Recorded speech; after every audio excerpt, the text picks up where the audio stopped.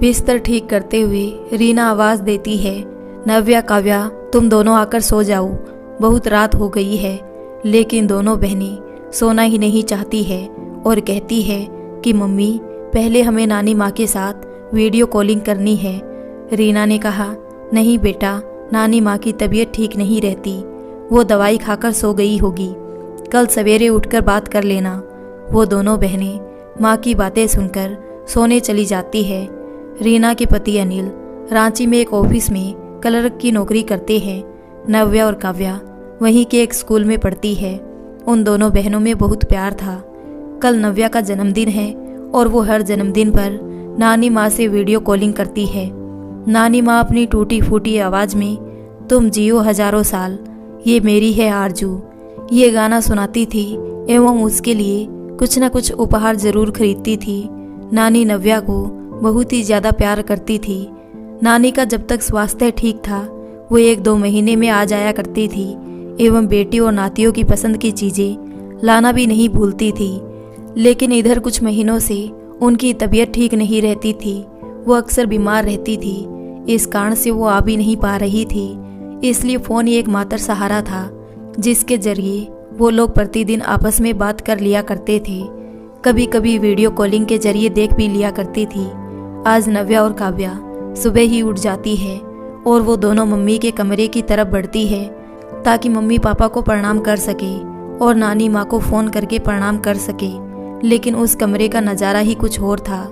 Phone पर बातें करते करते रीना रोए जा रही थी और अनिल भी खड़े थे, जब तक दोनों बहनें भी आकर कंधे को सहलाते हुए मम्मी को सहारा देती है और बहते हुए आंसुओं को पोंछती है। लेकिन रीना लगातार रोई जा रही थी। नव्या ने पूछा, क्या हुआ मम्मी, तुम इतना क्यों रो रही हो? तो रीना ने रोते रोते कहा, बेटा तुम्हारी नानी माँ नहीं रही, हम सबको छोड़कर दूर चली गई। इतना सुनना था कि दोनों बहनें भी फूट फूट कर रोने लगती है। वो सब जल्द से जल्द अंतिम दर्शन के लिए जाना चाहते थे, लेकिन कोरोना की वजह से कई ट्रेनें रद्द थी और ऊपर से लगातार बारिश हो रही थी, जिसके कारण कार से जाना संभव नहीं हो सका। वे सभी मन मसोच कर रह जाते हैं। ये कैसी विडंबना है, आज नव्या का जन्मदिन है और आज ही माँ बगैर आशीर्वाद दिए दुनिया से चली गई। आज खुशियों भरे इस दिन में मातम के बादल छा गए। सोच सोच कर रीना लगातार रोए जा रही थी। आज उसके आंसुओं के सामने सावन की बारिश भी फीकी पड़ रही थी। कुछ देर रो लेने के बाद रीना खामोश हो जाती है। फिर अपने भाई को फ़ोन करके कहती है, कैसी अभागिन बेटी हूँ मैं, अपनी माँ को अंतिम बार प्रणाम भी नहीं कर पाई। कम से कम एक बार मुझे माँ को देख लेने दो। ये सब वीडियो कॉलिंग के जरिए अंतिम दर्शन करते हैं। गमगीन माहौल था। रीना के अलावा सारे रिश्तेदार पहुँच गए थे।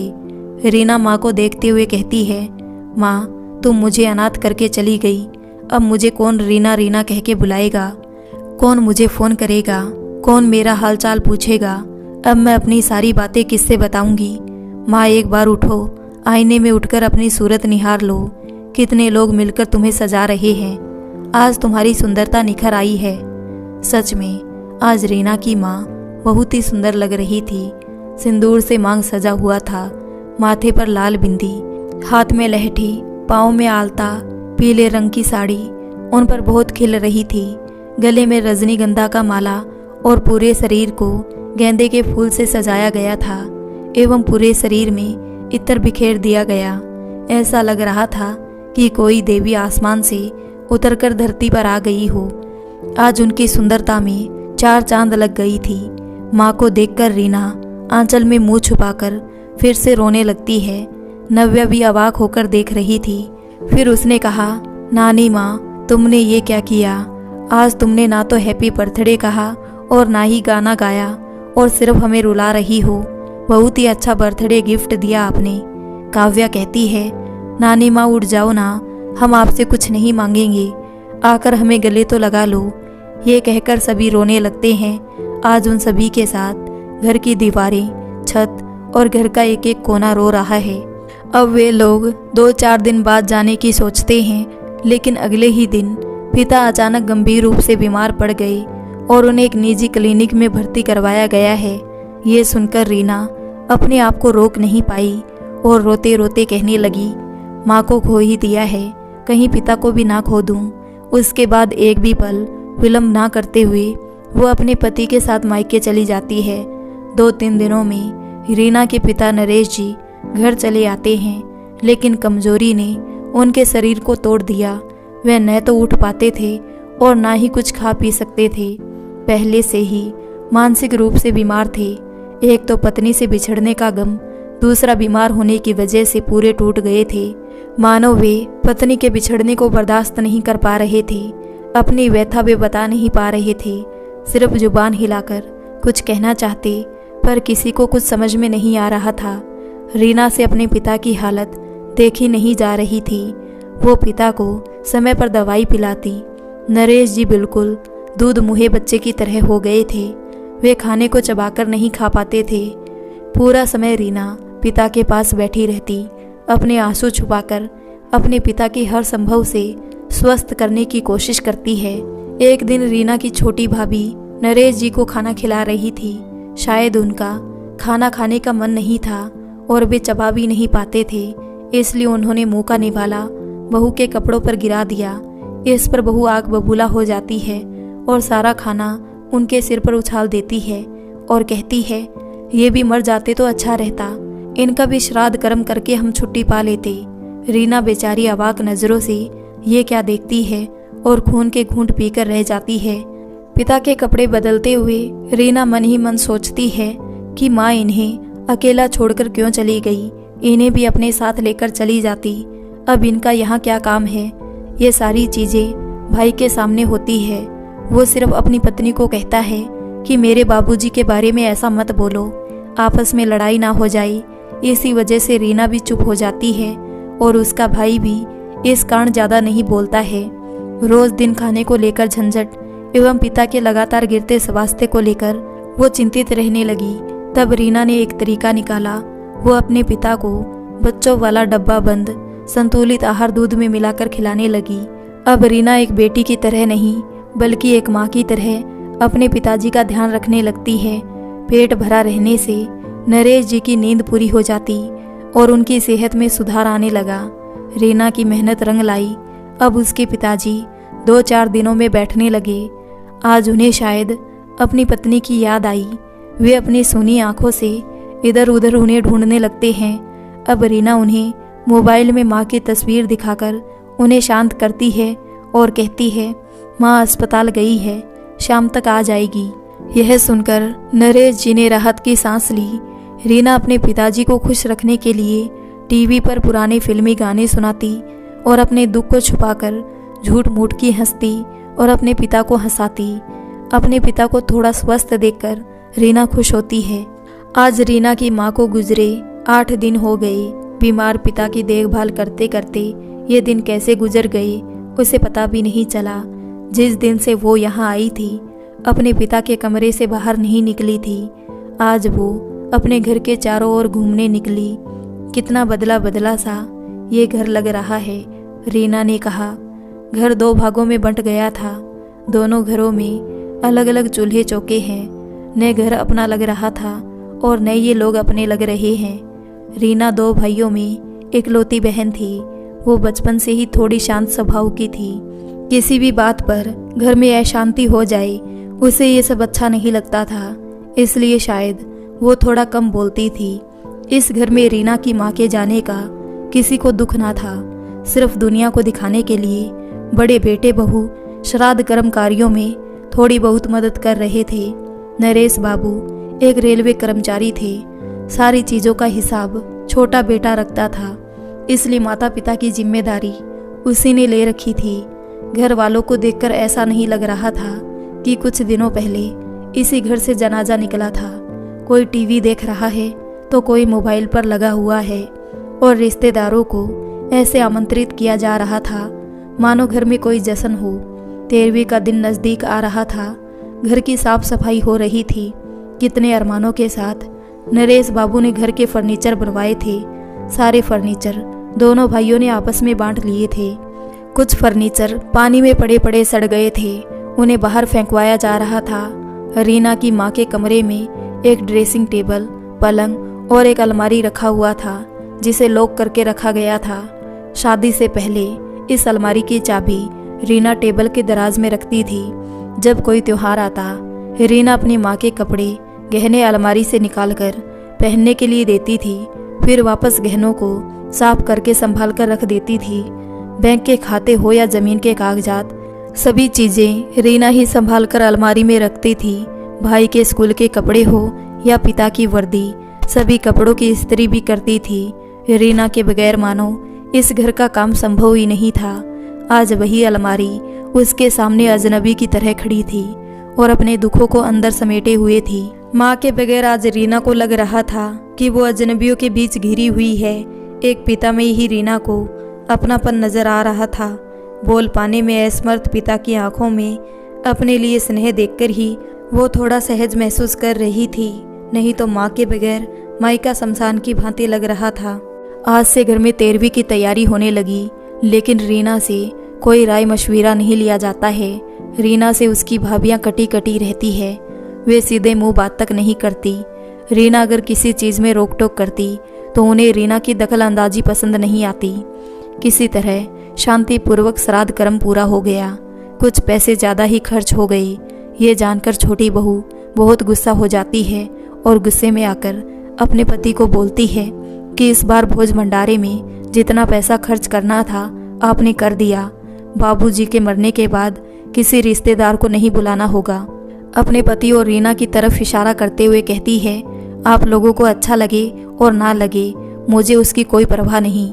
इतना कहने के बाद भी जब उसका मन नहीं भरा, तब ससुर के कमरे की तरफ चली गई और नरेश जी की तरफ इशारा करते हुए बोली, इनको अब मैं एक गिलास पानी भी नहीं दूंगी। अगर ये ना मरे तो मैं खुद अपनी जान ले लूंगी। सारे पैसे इन्हीं लोगों पर खर्च हो जाएंगे तो हम लोगों के भविष्य के लिए क्या बचेगा। फिर दोनों पति पत्नी के बीच बहस छिड़ जाती है। पिछले 2 वर्षों से रीना की माँ बीमार थी, नरेश जी भी मानसिक रूप से बीमार थे। उन दोनों के इलाज में काफ़ी पैसा खर्च हो गया था और देखभाल भी करनी पड़ रही थी। अब शायद छोटी बहू नरेश जी की जिम्मेदारी से मुक्त होना चाह रही थी। ये सब देखकर बेचारे नरेश बाबू कुछ समझ नहीं पा रहे थे। डर से वे थरथर कांपने लगे। लगातार हुए बुरे बर्ताव से रीना स्तब्ध रह गई, उसे घुटन सी होने लगी। रीना की दोनों बेटियां ये सब देखकर रोने लगती है। नरेश बाबू को शायद भूख लगी थी, वो अपने मुंह पर हाथ रखकर इशारों में अपनी बेटी को बताने लगे। इन सब झमेलों के बीच में बेचारी रीना का कलेजा फटा जा रहा था। अपने आंसू को पोंछते हुए अपने पिता को खाना खिलाती है और उन्हें सुला देती है।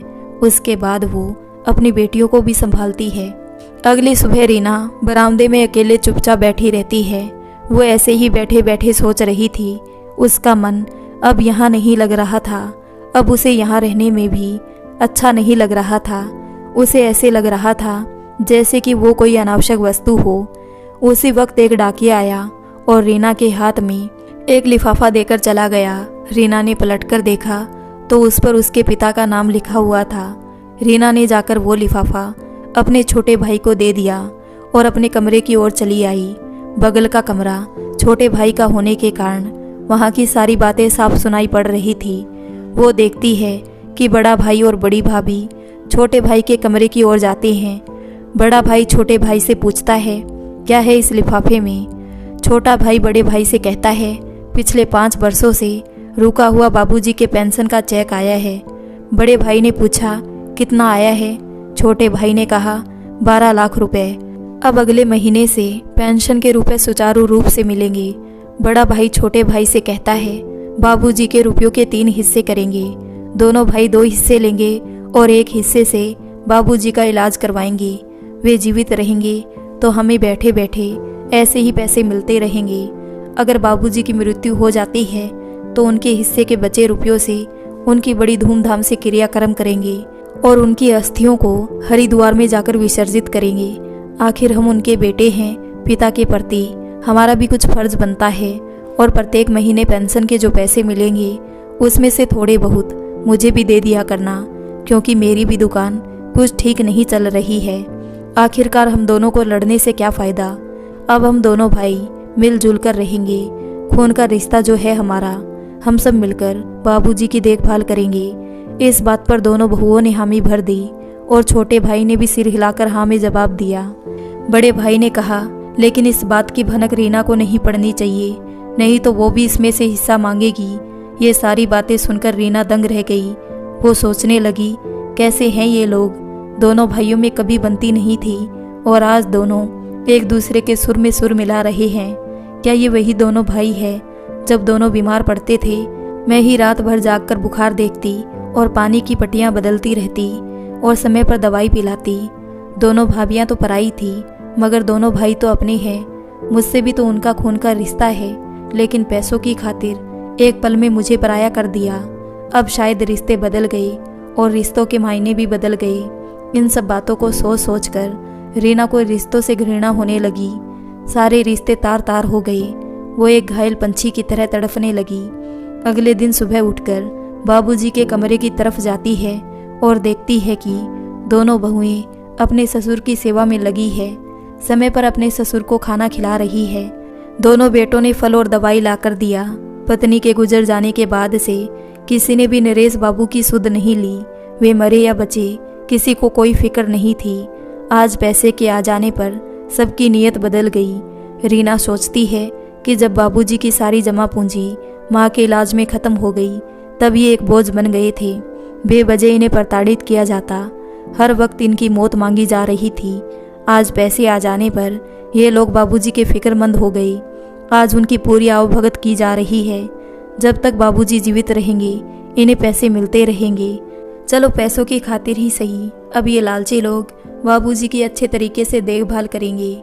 ये सोचकर रीना पिता की तरफ से निश्चित हो जाती है और एक राहत की सांस लेती है।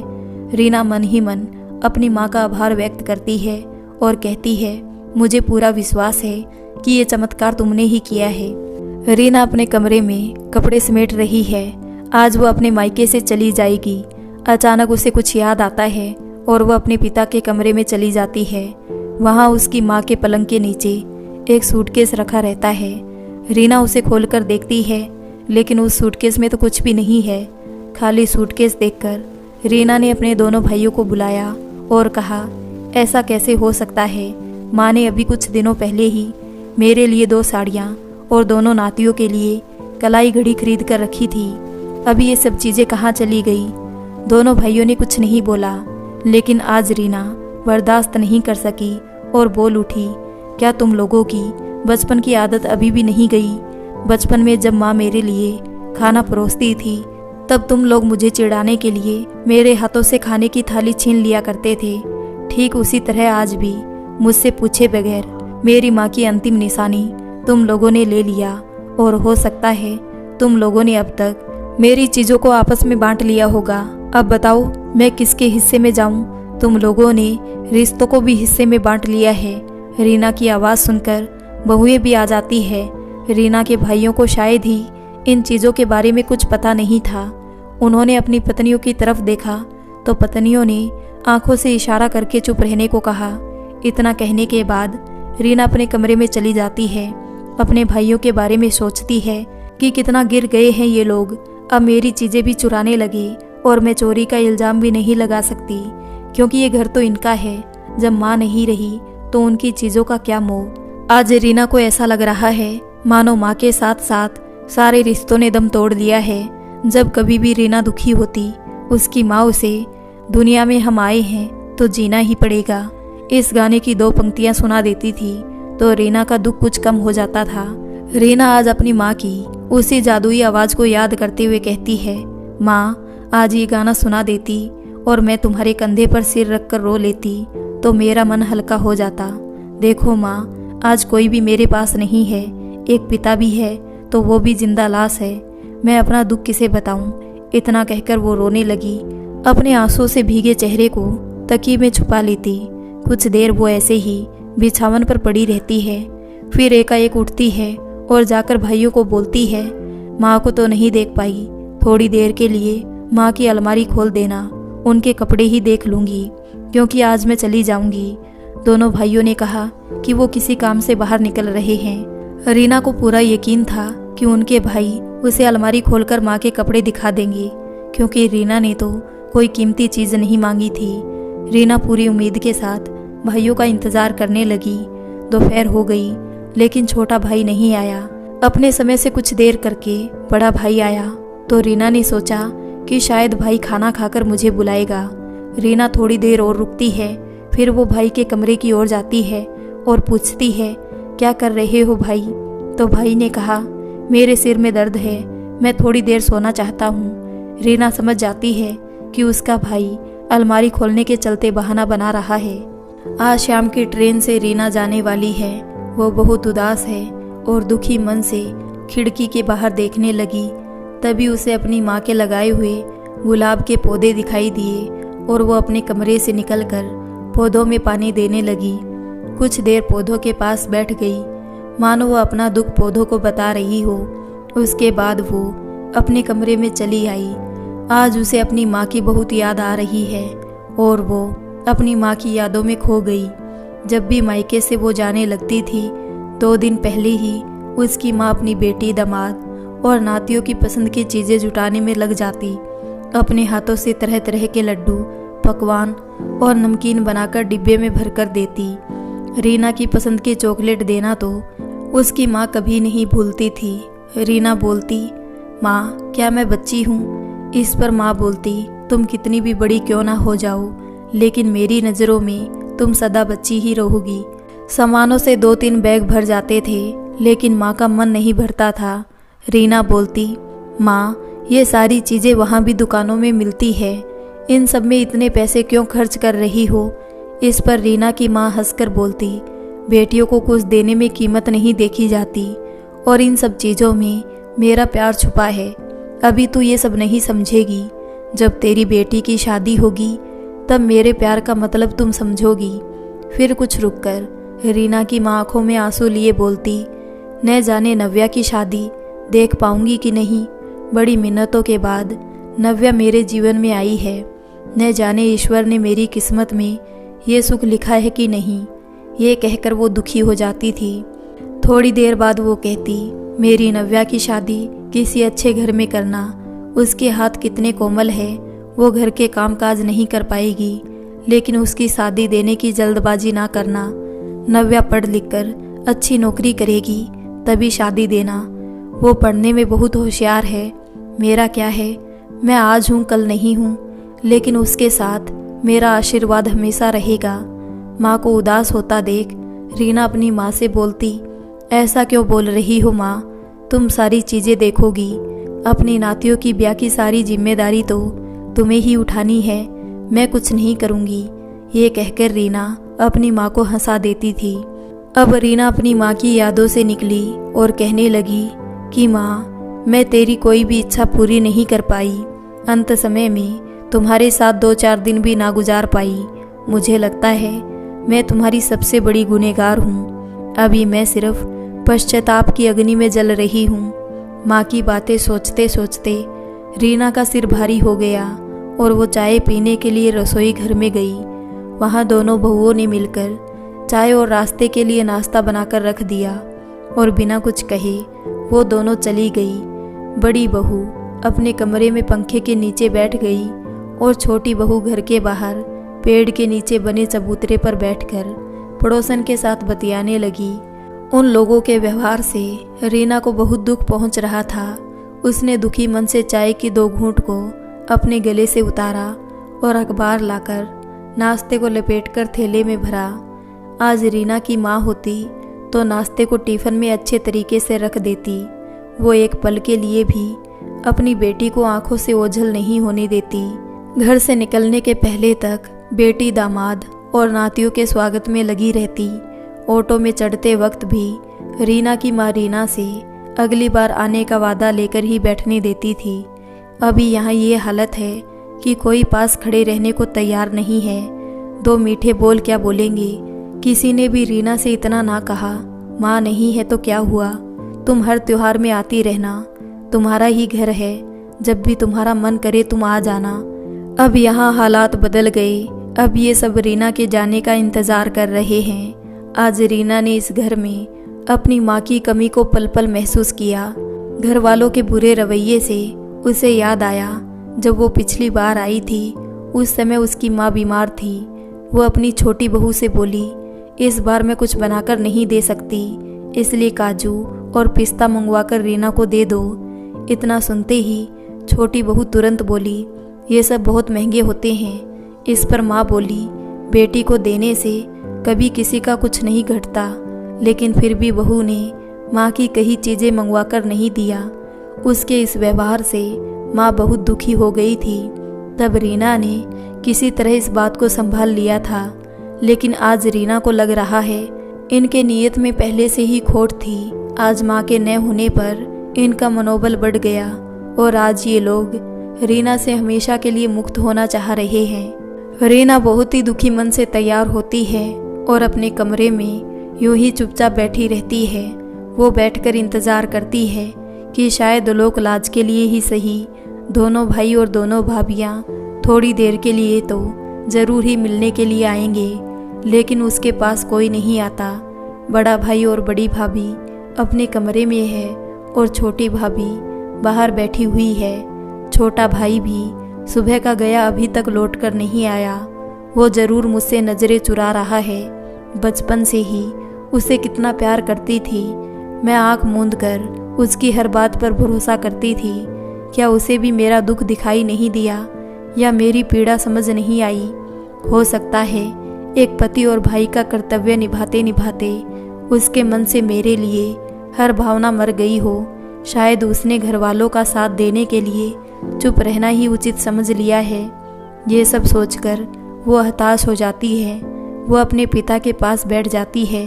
पिता के पास बैठकर रीना को थोड़ा अच्छा लगा। इधर उधर देखते हुए वो कमरे के चारों ओर नज़रें दौड़ाती है, मगर माँ की एक भी निशानी नहीं दिखती। शायद माँ के जाने के तुरंत बाद उनकी हर चीज़ों को इन लोगों ने फेंक दिया। इस कमरे को देखकर लगता ही नहीं है कि माँ कभी यहाँ रहती थी। तभी रीना की नज़र माँ की अलमारी पर पड़ती है।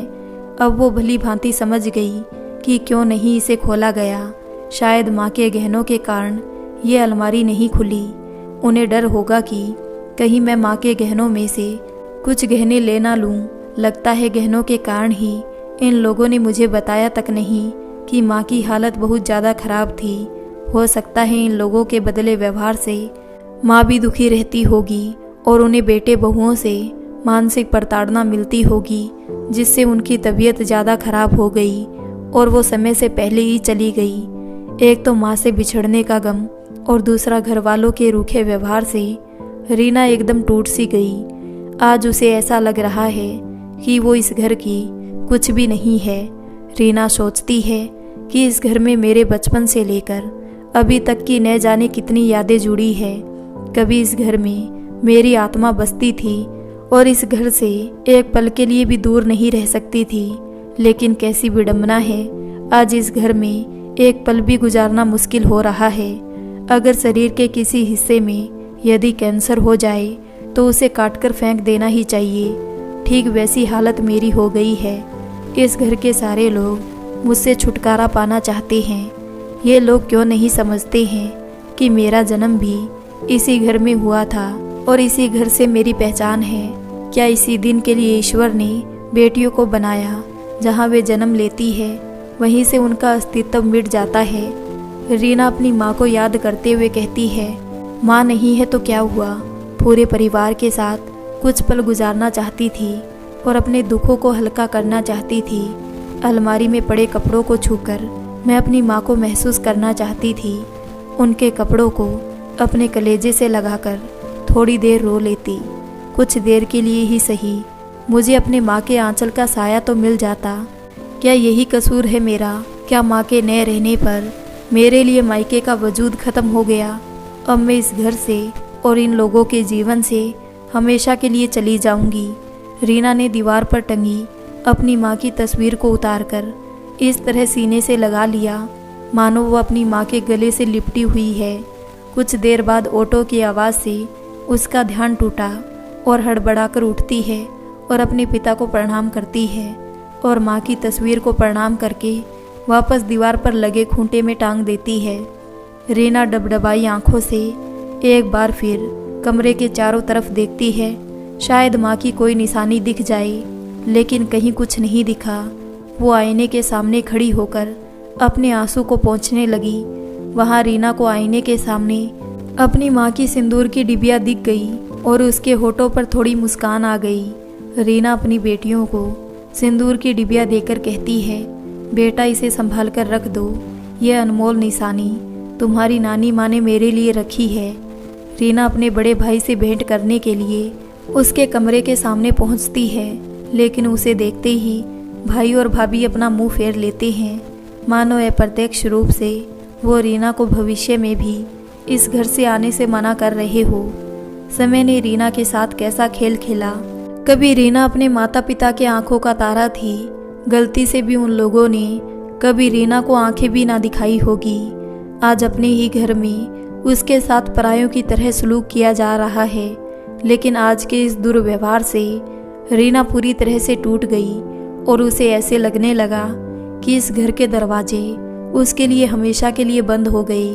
भाई भाभी के बुरे बर्ताव से अब वो और अपमानित नहीं होना चाहती थी, इसलिए रीना ने भी फैसला लिया कि उसे अब इस दुख के भंवर जाल से निकलना है और इन जबरदस्ती के बंधनों से मुक्त होना होगा। वो अपने भाई भाभी को बोलती है, आप लोग अगर मुझे अपनी ज़िंदगी में शामिल नहीं करना चाहते तो कोई बात नहीं, आज मैं भी आप लोगों की ज़िंदगी से दूर चली जा रही हूँ। अब आप लोग अपने हिस्से लेकर खुश रहिए। आप लोग अगर चाहे भी तो शायद ही ये रिश्ता दोबारा जुड़ सके। ये कहकर रीना घर से निकलने लगती है और दीवारों को छूकर कहती है, इन दीवारों से भी मेरी हर निशानियाँ मिट चुकी है, शायद इस घर को भी मेरी ज़रूरत नहीं है। शाम हो गई, सूर्य डूब चुका है और चारों ओर उदासी ही उदासी छा गई है। रीना दुखी होकर अपने घर से निकलती है और मायके की चौखट को प्रणाम करती है। आसमान की ओर देखते हुए अपनी माँ को याद करके कहती है, देख माँ, तेरी बेटी इस दहलीज से खाली हाथ जा रही है। ना उसका कोई अपना है, ना अपनों का प्यार है, ना कोई उसके साथ है। इतना कहने के साथ ही उसकी आंखों से आंसू निकलने लगे। आज इस तरह से बेटी की विदाई देखकर रीना की माँ की आत्मा तड़फ गई होगी। मायके से ठुकराई बेटी को देखकर किस माँ का कलेजा नहीं फटेगा। आज अगर उसकी माँ जीवित होती तो वो भी जीते जी मर जाती। रीना भारी कदमों से आगे बढ़ने लगी, लेकिन मुश्किल से 2-4 कदम चलने के बाद वो अचानक रुक गई। उसे ऐसा महसूस हुआ कि उसकी माँ पीछे से उसका आंचल खींच रही है। रीना एक पल के लिए भूल गई कि उसकी माँ अब इस दुनिया में नहीं है। वो खुशी के मारे जल्दी से पलटती है, उसके कंठ की आवाज़ भी भरा जाती है। सिर्फ किसी तरह से वो इतना ही कह पाई, माँ तुम हो क्या। पीछे मुड़ने के बाद वो देखती है वहाँ तो कोई नहीं है, लेकिन अब भी उसे ऐसा लग रहा है कि कोई उसका आंचल खींच रहा है। तब वो नीचे की ओर देखती है कि उसका आंचल तो माँ के लगाए गुलाब के पौधों में फंस गया है। वो अपना आंचल छुड़ाकर नीचे बैठ गई।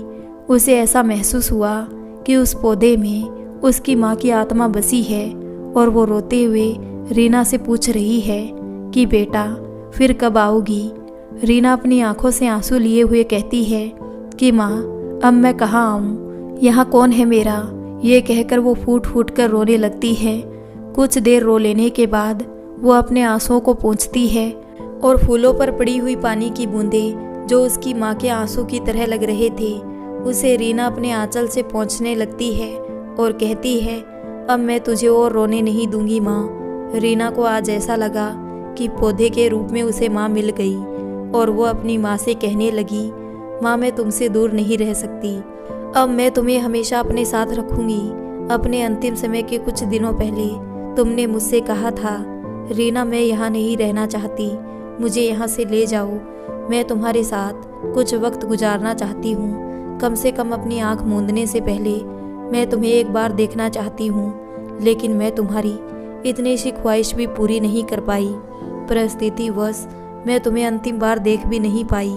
मुझे लगता है मैं तुम्हारी सबसे बड़ी गुनहगार हूँ। मैं हाथ जोड़कर तुमसे माफ़ी मांगती हूँ। अब जब तुम मुझे मिल गई हो तो मैं तुम्हें छोड़कर नहीं जाऊँगी। तुम्हारी देखभाल करने से मुझे पश्चाताप करने का मौका मिल जाएगा और तुम्हारे होने से मेरा घर आंगन सदैव खिला खिला रहेगा। इस पौधे के कांटे मुझे पिछले कुछ दिनों की कड़वी बातें और दुख दर्द की चुभन याद दिलाती रहेगी, लेकिन ये फूल मुझे हमेशा तुम्हारे होने का एहसास करवाएगी। इसकी खुशबू के रूप में मुझे तुम्हारा प्यार जो मुझे सदा मिलता रहेगा। तुम्हारे प्यार के सामने पिछले कुछ दिनों के दर्द को मैं एक काली रात के बुरे सपने की तरह भूल जाना चाहती हूँ और ज़िंदगी में आगे बढ़ना चाहती हूँ। इसके बाद रीना गुलाब के पौधे को उखाड़कर आंचल में समेट लेती है।